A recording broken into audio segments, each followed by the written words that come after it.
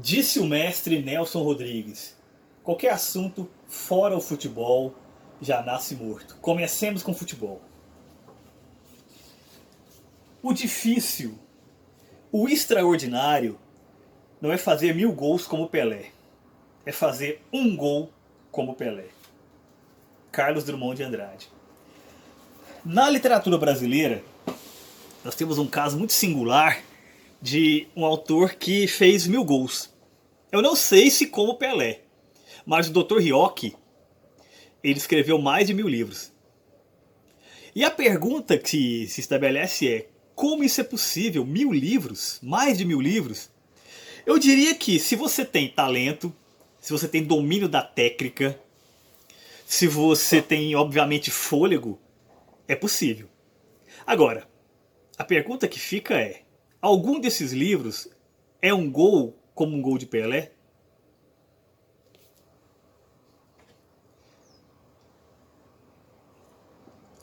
A nossa aula de hoje vai tratar de um velho dilema. Todo escritor. Devemos nos dedicar à escrita espontânea ou à escrita planejada minuciosamente? Todo texto ele deve se transformar em uma operação de guerra, num dia D. Tem alguns casos emblemáticos. Por exemplo, Fausto, de Goethe, uma das maiores obras-primas da literatura alemã, foi gestada ao longo de 40 anos, com inclusive um tempo muito grande entre o primeiro e o segundo volume.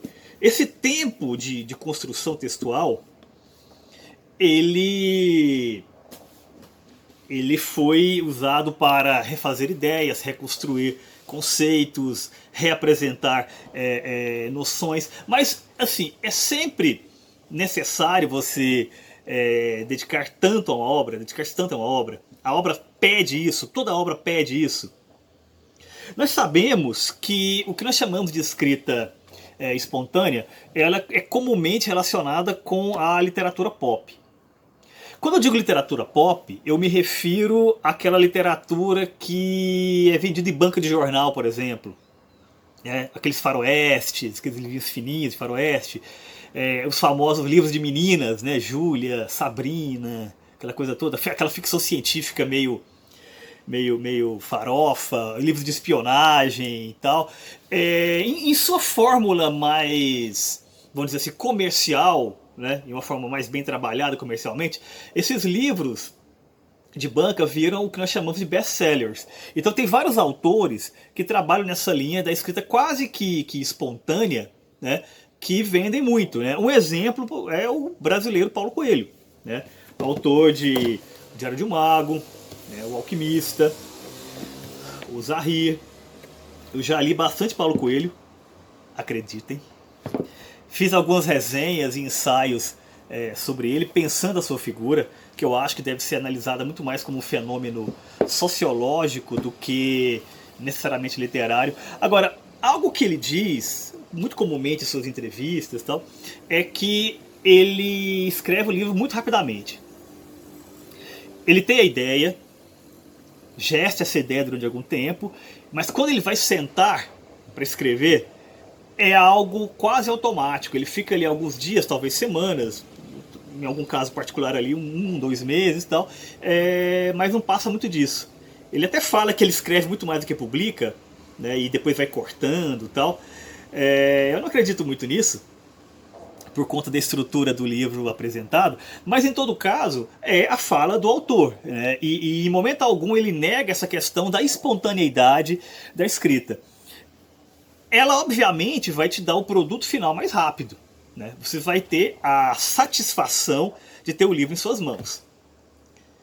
Agora, é isso que você busca? Vamos pensar, por exemplo, em casos em que essa escrita automática saiu do controle.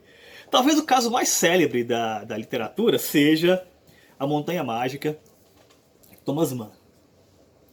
Este livro ele foi planejado inicialmente como um conto, digamos de 15, 20, talvez 30 páginas. Virou isso, virou esse tijolo. O Thomas Mann ele tinha uma frase que inclusive é um conselho muito bom. Ele fala, uma página por dia e você terá um livro volumoso no final do ano. E é a pura verdade. Agora, essa página por dia, ela precisa ser necessariamente parte de um plano, ou pode ser um exercício, ou pode ser um caminho que você estabelece, que você dá alguns passos por dia até chegar ao destino final, ou você muitas vezes não sabe do destino final, ou você está preocupado basicamente com a viagem. Em alguns casos, essa ideia da página por dia poderia ser inclusive o seu emprego. Era muito comum, sobretudo no século XIX ali, os romances publicados inicialmente em forma de folhetim, que seria a nossa atual novela, né? Quer dizer, cada dia saía, né, uma partezinha da história tal, e ao final, né, aqueles que tiveram mais sucesso tal, eram publicados em volume. Muitos autores faziam isso, a maioria na verdade, e alguns deles são grandes nomes, né? E alguns desses folhetins se tornaram obras muito importantes. Por exemplo, Machado de Assis publicou Memórias Póstumas inicialmente como folhetim. Ou seja, cada um desses capítulos eles eram publicados no jornal e ao final desse processo foram unificados como romance. Quincas Borba também. Não é por acaso que os capítulos são curtos, né? De certa forma era para caber ali naquele espaço que o jornal disponibilizava. Agora, pensando aqui na trilogia machadiana, Dom Casmurro já não foi. Dom Casmurro foi publicado originalmente como volume, né? Como um livro feito, um livro completo. Se pensarmos comparativamente, independentemente de gostar mais de um ou de outro, em termos estruturais, Dom Casmurro é mais fechado. Ele é mais bem resolvido. A sua narrativa ela flui melhor. Inclusive, sabemos que quando o Memórias Póstumas, por exemplo, foi publicado em volume, algumas coisas foram modificadas. O Machado de Assis reviu algumas partes ali para poder tornar essa narrativa mais fluida. Certamente em função do fato de que não houve um planejamento, pelo menos não tão fechado no começo, diferentemente de Dom Casmurro. O Humberto Eco ele tem um texto muito interessante, muito divertido, falando sobre essa questão do folhetim, né? Dessas histórias intermináveis, gigantescas e tal. Está publicada nesse livro aqui, Sobre os Espelhos e Outros Ensaios. Um desses ensaios chama-se Elogio do Monte Cristo. E fundamentalmente o Humberto Eco ele pega o livro O Conde de Monte Cristo, de Alexandre Dumas, e o analisa a partir de critérios da crítica literária e chega à conclusão de que ele é apinhado de clichês, a narrativa ela é um pouco truncada, até previsível em alguns pontos, mas que isso acaba dando charme para a narrativa, né? E uma das coisas que ele trabalha nesse texto é o fato de que boa parte das exposições dos personagens se dá a partir de uma coisa que ele chama de diálogos de empreitada. O que é isso? É basicamente aquela coisa de que um personagem ele encontra outro, né? E eles começam a dialogar sobre o que aconteceu na trama. Se despedem, aquele personagem continua sua trajetória e encontra outra figura. E conta as mesmas coisas que ele contou antes, com pouquíssima variação. Ele até fala que parece diálogos de desocupados no elevador. Agora, por que isso acontecia? Isso acontecia porque naquela época você ganhava por página. Ou seja, quanto mais você estendesse a narrativa, né, mais você ganhava. O que não significava que o Alexandre Dumas não sabia para onde a história estava caminhando. Agora, o caminho percorrido pela narrativa não precisava ser um caminho em linha reta. Ele fazia zigue-zagues. E para Humberto Eco, esse é exatamente o charme do livro. Agora, existem outros caminhos, outras possibilidades. E a possibilidade do planejamento, desse planejamento quase que militar, ele se dá em muitos autores. Por exemplo, no Nome da Rosa, de Umberto Eco, aproveitando que falávamos dele no artigo citado, ele conta nesse pequeno volume que foi publicado pouco depois do sucesso do romance, qual foi a estrutura usada para gestar o romance. Pós-escrito a O Nome da Rosa, as origens e o processo da criação do livro mais vendido em 1984. Lembrando que aqui nós temos o que a gente chama de best-seller de qualidade. Aquela ideia de que é um livro que é muito sofisticado, porém caiu no gosto popular. Fala-se até que era moda, numa certa época, né, você andar com O Nome da Rosa embaixo do braço, sem necessariamente ter lido. Mas enfim, o fato é que neste pequeno pós-escrito aqui, o Umberto Eco, ele trabalha a ideia da construção do romance como fato cosmológico. O que significa isso? Você, enquanto autor, está construindo um mundo. E esse mundo tem que ser mobiliado, esse mundo tem que ter uma lógica interna, esse mundo tem que ter um sentido e tem que ser tudo muito bem trabalhado e conduzido. Algo que aparece no começo do livro tem que ter sentido no seu desenvolvimento. Tem que rimar com o que vai acontecer depois.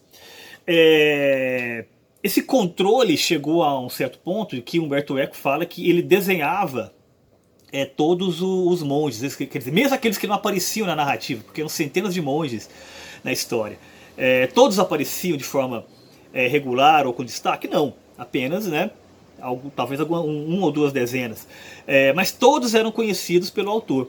E mais ainda, ele chegou a fazer plantas da abadia onde se passa a narrativa, da biblioteca. Essas plantas ficaram bastante famosas, e o controle chegava a um nível em que, diferentemente dos diálogos de empreitada que ele detectou no Alexandre Dumas, quando um personagem dialogava com outro sobre determinado assunto para que a trama se desenvolvesse, e eles estavam saindo, digamos, do refeitório para o scriptorium, né? Umberto Eco sabia quantos metros tinham de um espaço para o outro. Então ele calculava o tempo do diálogo, fazendo a leitura em voz alta, de forma a cumprir exatamente esse período de percurso.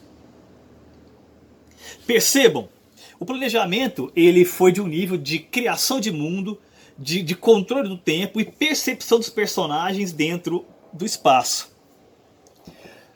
Isso é o controle absoluto, que você consegue a partir de muito trabalho, né? Mas que esse trabalho ele pode partir de uma ideia simples, ou como Umberto Eco chama, de uma ideia seminal. Por exemplo, ele disse que escreveu O Nome da Rosa porque teve vontade. Ele teve uma carreira de acadêmico bastante reconhecida e tudo mais, mas quando ele se dedicou a escrever um romance, ele fez isso porque quis. Mas, sobretudo, porque lhe ocorreu uma ideia seminal, que era: eu quero envenenar um monge. Obviamente, ele não envenenou um monge de verdade, nem poderia. Mas essa ideia de envenenar um monge ficou martelando em sua cabeça e surgiram outras interligadas. Por exemplo, ele fala que lhe ocorreu a imagem de um monge colocado de cabeça para baixo dentro de um tonel gigante de sangue, com os pés para fora. É uma imagem bastante forte.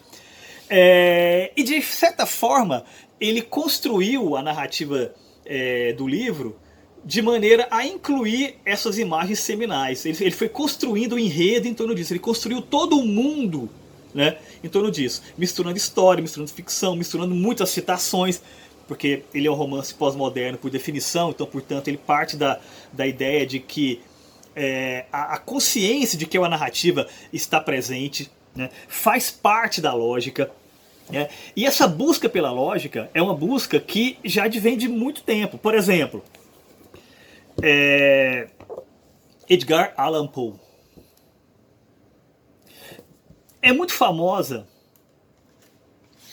as suas ideias, né, expostas sobre escrita, né, sobre composição, sobre controle narrativa, no ensaio A Filosofia da Composição, em que ele conta como que ele construiu o poema O Corvo.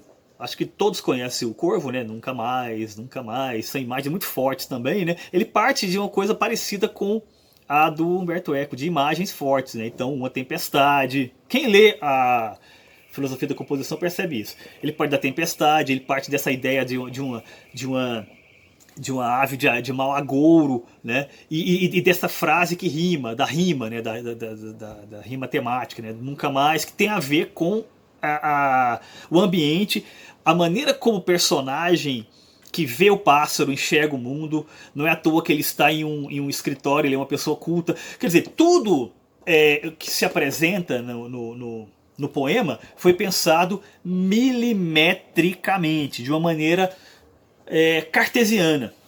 A proposta dele é exatamente essa. Agora, pensando nisso, nessa ideia quase que científica de se escrever, resta uma dúvida. Será que isso vai engessar o autor? Vai engessar o autor e, por definição, também engessar o texto? Não necessariamente. E quem nos responde isso é o próprio Edgar Allan Poe. Estou aqui com um volume de suas histórias extraordinárias, que é uma coletânea de contos. E um dos contos é A Carta Roubada, que é um das histórias de detetive iniciais e tudo mais, né? E na Carta Roubada tem um trecho lá que eu acho muito interessante. Eu não vou ler aqui porque para poder pegar a lógica é um texto muito grande, né? Então não vai ser possível por conta do nosso tempo. Mas fundamentalmente é o seguinte: você tem uma figura que é o suspeito, né, de ter roubado essa carta, né, que dá título ao conto. E essa figura é ao mesmo tempo um cientista, um matemático e também um poeta. Então o que o Edgar Allan Poe propõe? Ele propõe a ideia de que a lógica matemática, ela por si só não basta, porque ela fica muito explícita e ela pode ser determinada por fórmulas. E obviamente pode ser seguida por qualquer pessoa que tenha acesso àquelas normas, aquela regra, aquela lógica de mundo, né? Como eu falei do Dr. Hiock, né? Se você conhece a fórmula narrativa, você consegue escrever 1000 livros. Mas o que faz a literatura não é isso. O que faz a literatura é essa ideia do talento, né? Quer dizer, o que você faz a partir desse conhecimento da fórmula. Então, o grande problema do detetive da história é perceber como que esse matemático, que lidava com o mundo de uma maneira cartesiana, ele conseguia enganar a todos não por isso, mas porque era também um artista. Ou seja, essa somatória da ciência com a arte e tudo que ela tem de fluido é o que vai dar a solução. É o que vai tornar essa narrativa interessante.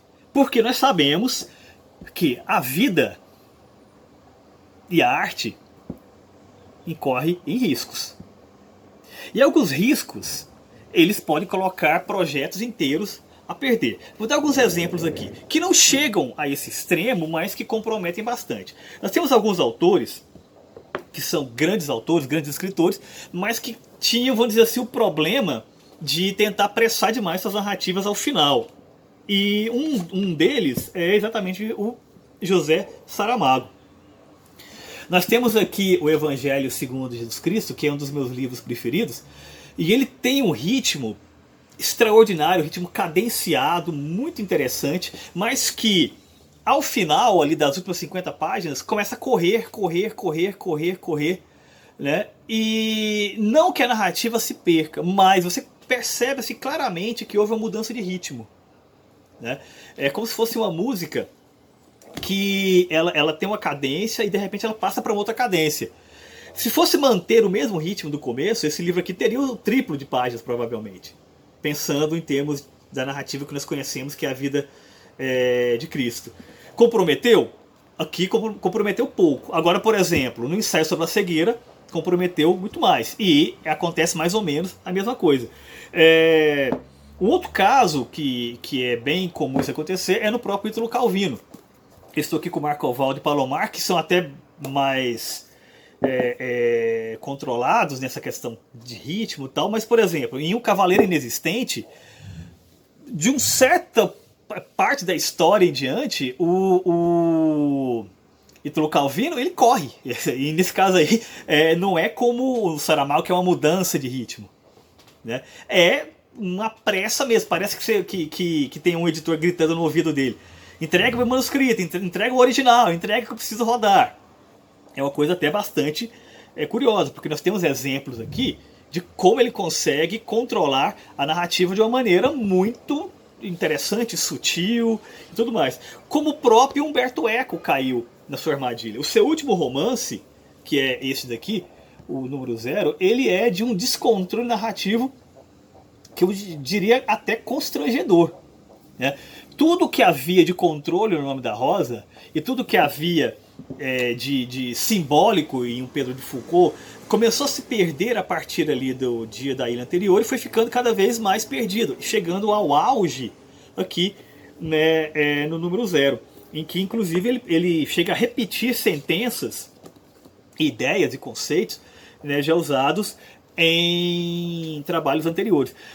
Agora, essa coisa de você perder o controle da narrativa, não se engane, porque o seu leitor vai perceber isso. Não significa que você não possa retrabalhar os livros. O Machado de Assis, por exemplo, nós acabamos de falar, ele mudou algumas coisas ali quando publicou em volume, em livro, né, os seus romances, o Brás Cubas e o Quincas Borba. Isso pode acontecer. O rumo do livro, trechos ali mudarem, porque você pode ter um plano muito bem estabelecido, mas esse plano ele pode sofrer reviravoltas lá na frente. Um exemplo clássico disso é o Hobbit.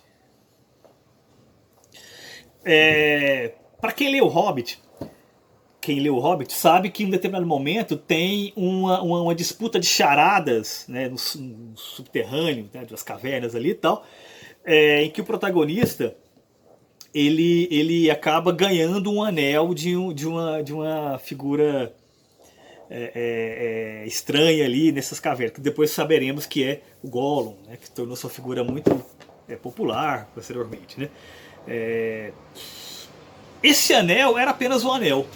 Porém, quando Tolkien escreveu O Senhor dos Anéis em 3 volumes, ele partiu daquela ideia que ele havia colocado de uma maneira muito largada, digamos, apenas uma cena a mais em O Hobbit, e transformou no elemento motivador da narrativa em O Senhor dos Anéis. Ou seja, aquele anel que o Gollum apostou em O Hobbit era um anel que é o grande objeto mágico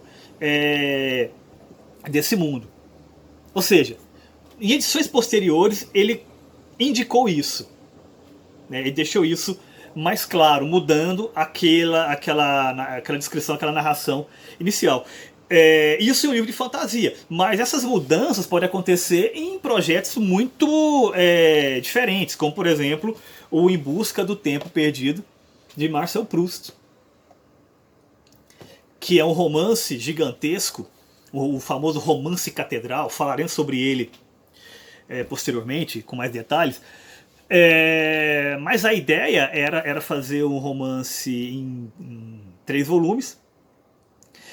Só que quando explodiu a Primeira Guerra Mundial, o plano mudou.